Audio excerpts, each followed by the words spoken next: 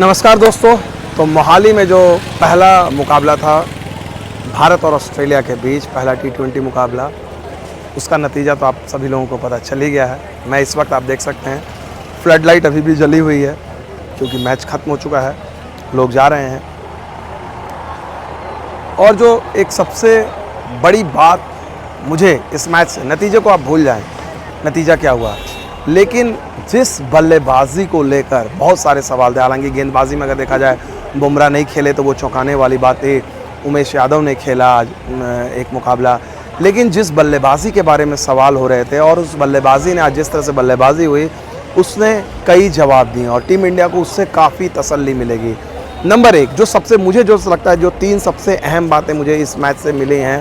पहली बात, सबसे बड़ी बात है, इस बैटिंग ने आपको ये फॉर्मूला दिया कि भारत के पास वो बैटिंग लाइनअप है, अगर वहाँ पर सिर्फ तीन बल्लेबाज अपनी क्षमता के हिसाब से बैटिंग कर पाएँ तो टीम इंडिया का काम हो जाएगा।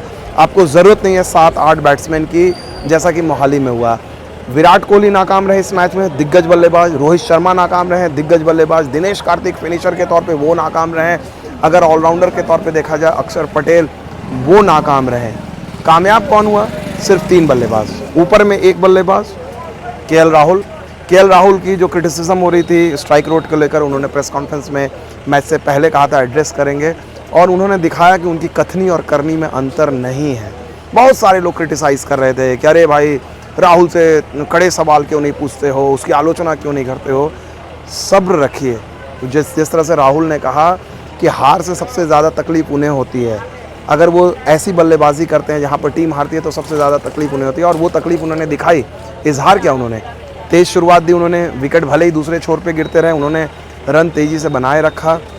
सबसे अहम बात है, उन्होंने 3 छक्के लगाए। वो छक्के, राहुल में ये कैपेबिलिटी है, चाहे वो पेस बॉलर हो, स्पिनर हो, वो छक्के लगा सकते हैं, और वो छक्के लगाकर राहुल ने दिखाया। राहुल के इस मोमेंटम को बरकरार रखा सूर्य कुमार यादव ने। सूर्य कुमार यादव के बारे में ज़्यादा कुछ कहने की ज़रूरत नहीं, भले उन्होंने अर्धशतक नहीं बनाया, लेकिन जो उन्होंने 4 छक्के लगाए और मिडिल ऑर्डर में जो तेज़ी, जो फुर्ती देखने को मिलती है, जो हलचल देखने को मिलती है, वो सूर्य कुमार यादव ने दिखाया। और उसके बाद तो फिर हार्दिक पांड्या को तो खैर आप फिनिशर कह लीजिए, 4 नंबर पे कह लीजिए, पांड्या तो वही करते हैं जो सिर्फ पांड्या कर सकते हैं।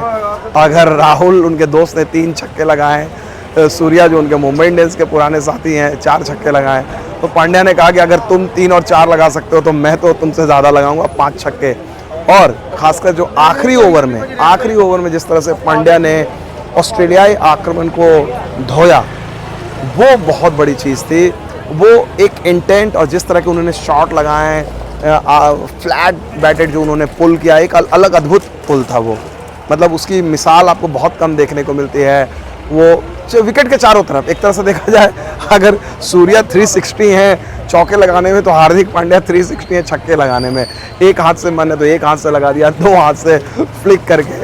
तो हार्दिक की बैटिंग ने बड़ा ये दिया, और यही टीम इंडिया की मजबूती है, और शायद कुछ लोग कहेंगे कमज़ोरी भी, कि हार्दिक पांड्या जब चलते हैं तो ये टीम बहुत मजबूत दिखती है, किसी की आपको कमी महसूस नहीं होती है।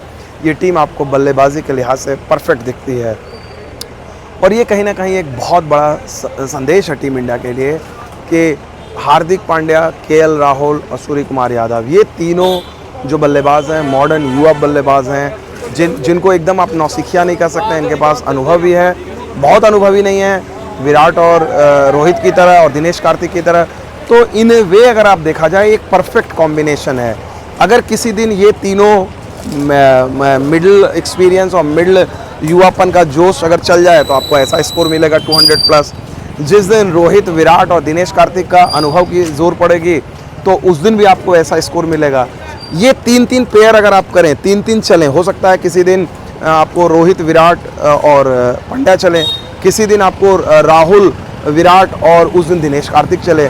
कहने का मतलब ये है कि अगर आपके पास इस अंदाज में टीम इंडिया ने जो बैटिंग की, और अगर आपके 3 बल्लेबाज अच्छी बल्लेबाजी करते हैं, मोमेंटम बनाए रखते हैं, चौके छक्के लगाए रखते हैं, इस बात की परवाह किए बगैर कि दूसरे एंड से विकेट गिर रहा है, मुझे लगता है टीम इंडिया की समस्या हल हो जाएगी।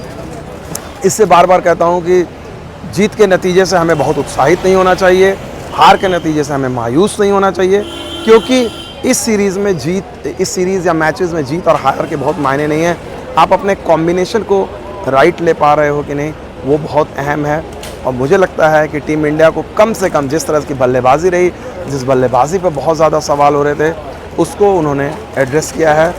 और हार्दिक पांड्या तो खैर कहना ही क्या, और हार्दिक पांड्या ने आप लोगों को कहा है कि चैनल को लाइक कीजिए और सब्सक्राइब कीजिए, तो कीजिए। Thank you so much. Mohali से विमल कुमार की ये रिपोर्ट सीधे स्टेडियम से। आप देख सकते हैं पीछे फ्लड लाइट जल रही है, मैच खत्म हो गया, लोग अपने अपने घर को जा रहे हैं। शुक्रिया, गुड नाइट।